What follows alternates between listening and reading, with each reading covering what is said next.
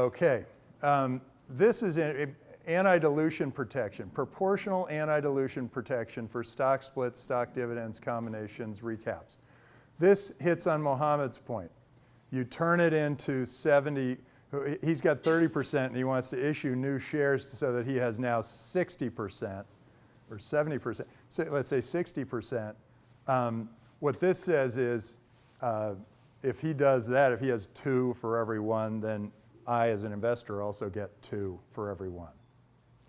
So I'll get another share for every share I have to protect me against you going ahead and issuing yourself a whole bunch of shares. Even if I buy them, if I issue shares and buy them myself. Even if you issue shares and buy them, because common shares might be at a penny and preferred shares might be at $1. Oh, and this also protects you against, well, stock splits and stock dividends are pretty much the same thing. It's like you've got a dividend and you say, we're going to issue, 10% of your shares, we're going to give you that much more, just as a Christmas bonus. Well, everybody ends up being the same after that, Here, some more shares. It's like giving us all a point for those videos we did. Yeah, if every single team gets a point, it doesn't really matter. Except that the overall highest score, you might be able to outscore like the last class.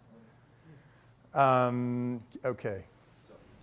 Yeah. The founders bootstrapped, and then they, like a year or something back, they raise money. They also get preferred share in this case. Yeah, there are occasions where founders are so confident and investors so much want to get into it that the investors will go, okay, I'll take common shares. Like right now, I would be happy to get Twitter common shares, right? Who cares? The preferences don't mean anything. The thing's going to be worth $10 billion. So if you're far enough along, then you can get away with issuing common shares. It's interesting, though. It's kind of weird because if you were doing a private round of Twitter or whatever, they have crazy terms in those Series D, E, F deals. They're crazy terms. 2x liquidation preference. You got to have, it converts it at 2/3 of the price of the IPO. They do all sorts of crazy things. But it's for the benefit of the owner rather than the investor in that round, right? Depends on who's, yeah. Well, but the investor, like even if the owner's got a great company like Twitter, but the investor's putting in $100 million, investor gets a little nervous. He doesn't want to lose it. So there's certain protections he puts in there. Makes it a little bit trickier. And by keeping it preferred, he can layer on whatever terms he really wants. If it's common, they're just common. You can't change the terms of a common share. Common share is a common share. Okay. Yeah. When people are negotiating these things, is it like there's always an attorney present for everyone, right? No. Is it just the founders and the I try to do it without an attorney. Or, and if it's a small enough deal, it doesn't pay off to have an attorney. Attorney costs you more than the amount of money you're bringing in. So sometimes that's why notes are great, because I can give you a note. Here's $5,000, and you go, and no attorney has to look at it. Here's $5,000. You owe me $5,000 plus interest, and it converts to this many shares. Done. Not a big deal. But when it gets to this stage, you usually have at least one attorney, or if both of you, this is my rule. If you have one attorney that writes the whole thing up and tries to do it fairly, it might cost you $5,000. If you have 2 attorneys, it will cost each of you $15,000. If you have 3 attorneys, it will cost each of you $60,000. The more they get to talk to each other, the more they can bill you. And by the way, we're having an attorney come in after this. You can ask him about that. Okay, this is voting rights. The holders of a share of preferred will have a right to that number of votes of common. So preferred shares and common shares have the same voting power, but there are certain times when they don't. So Okay, these are called registration rights. By the way, some of these rights are going to change over time because we've got this new legislation out there. So different kinds of registration are going to happen in different situations. But somebody's phone like a fire alarm? That's great, Vicki. Use the crickets thing, much better. So here people say, okay, if investors holding at least 40% of the preferred A, in this case me, I'm the only one, I own at least 40%, or common issued upon the conversion of preferred, request that the company file a registration statement for at least 20% of their shares, or a lesser percentage, the company will use its best efforts to cause such shares to be registered. Registering means available to the public to be traded. Okay? So they register them, register for an IPO, register for, there are lower forms that are lower than the IPO that still allow people to make those shares tradable. So this basically says, look, I own more than 40% of the preferred here. I want you to register these shares because I want to sell some of them. And you're forced to do it in this case. But you don't have to do it before May 2002. This is a very old term sheet. Usually, this would say 2020 or something, 2024 would be typical. And then, or a year following the IPO. So sometimes companies go public, but their shares don't trade much. And let's say I've got 20% of the company and I'm an investor and I'm just going, God, this is so tough. I'm never getting my money out of here because only 1/1,000,000th of 1% of the company is ever traded. So by forcing a registration, it forces the company to make it so that 20% can be tradable. Why does it say the company will use its best efforts? It seems so vague. Best efforts is a legal term that usually means that they're going to do their best, but they don't have to. It's not thou shalt. It's instead like I'll try. Yeah. Where else would you be able to trade it if it doesn't sell in the public markets? Like what other? Well, see, that's the thing. They can't because we'll talk about transfers of shares. It's even hard sometimes to transfer shares if you want to pass them to your kids or or gift them to your school or whatever. Yeah. So Goldman Sachs had this special fund for Facebook investors prior to the IPO, right? So question one being whether they were selling preferred stock or common stock, and question two being how did they enable this whole?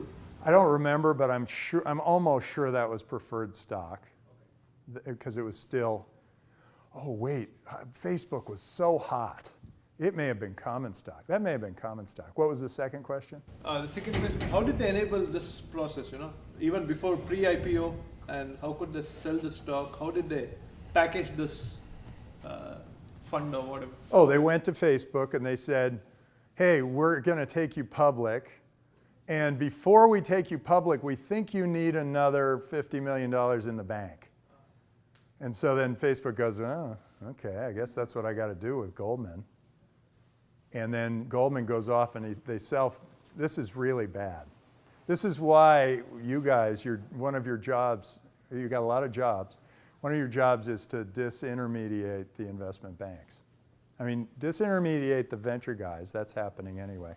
But disintermediate the investment banks. It's a problem. It can be a problem. We're out of time. And we have a wonderful lawyer who's going to come tell us everything else.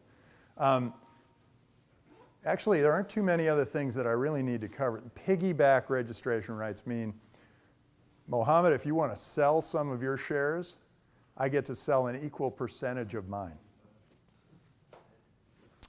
And some of the rest of these things are pretty much details. Let's see if there's anything I really want to cover. You look at your board of directors and who's on it. There's transfer of rights, that's transfer of stock. Right of first offer. Sometimes investors have a lot of money to invest and they're making a small investment in you. They want to make sure that they have a first right of refusal or right of first offer so that the company comes back to them for that first and next investment. And sometimes they say, okay, I'm going to invest $150,000 in you, and that's going to be 10% of your business, but I want to be able to invest 20% in your next round. I want that right, 20% of your next round. It might end up being 3% of your business, but I just want that right. So At what valuation? we don't fix the valuation. Who will decide? Oh, the market decides.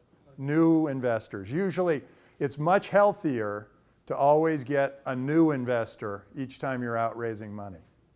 Go get somebody else. They'll set the price, they'll set the terms, and then you can bring that to your existing investors. The only time that you go back to your existing investors is when you are out of money and out of options. And then you go, hey, we're screwed. Yeah. So that's double pro rata, or that is? That's considered double pro rata, and it's really nothing, it's not much to give up. It's just that the investor thinks, I need that right. Yeah, and occasionally, I mean, I came up with a term that was kind of fun, which was, I also want, to be able to dictate where 5% of your IPO goes, which is a term the investment bankers didn't like. Co-sale is very much like piggyback. And proprietary information and inventions agreement is something that you have to sign because you basically are saying, I'm throwing it all into this company. And so this company is going to own all the patents and all that. And this is a term sheet, and if you sign it, it's still a legal document, but generally it is written up by lawyers and they make it a much larger document than just this term sheet. And, here it is, directed shares. Draper Fisher Jurvetson reserves the right to direct up to 5% of the company's offered shares in an IPO. That's basically never worked out for us. But there you go. Yeah? So as an investor, you make your money by being diluted eventually, or you can make money on the way, like with something? We generally only make money when the company is sold or goes IPO. Otherwise, we're in there with you for the duration. So our interests and your interests are as much aligned as they could be. They're not always perfectly aligned because I might have cash to put in and you might be running out of cash. We'd have a different interest, yeah. Final question, because we can pick it up some other time. Double ratchet in these terms as well, or? Okay, ratchet is anti-dilution. What that means is if I pay $1 a share and then the company's not looking too good and somebody else comes in and says, I want 50 cents a share, and the company goes, yeah, Mike goes, we need the money. And then I say, well, okay, but we have that anti-dilution protection. I get twice as many shares. So they're issued to me to protect my investment. Turns out it's more effective for me to always, as an investor, to always think about the upside and never the downside. Because if things are going badly, yeah. Oh, by the way, I don't know what it is about humans, but they will fight to the death to be right or to get that last scrap of cheese. Go after the big scraps of cheese. If a company's going under, it's all yours, guys. If there's nothing left, very little left, okay, who's going to get the chairs? As opposed to, fighting for that extra piece of some company that's about to go public. And it's weird because people if things are going badly, they get mad. their heads turn red, and they lose perspective, and that anger makes them want to lash out, and so they fight for that last thing. But everybody, first of all, you'll be better liked, and you'll probably do a lot better by just, when things are going bad, just go, I don't need it.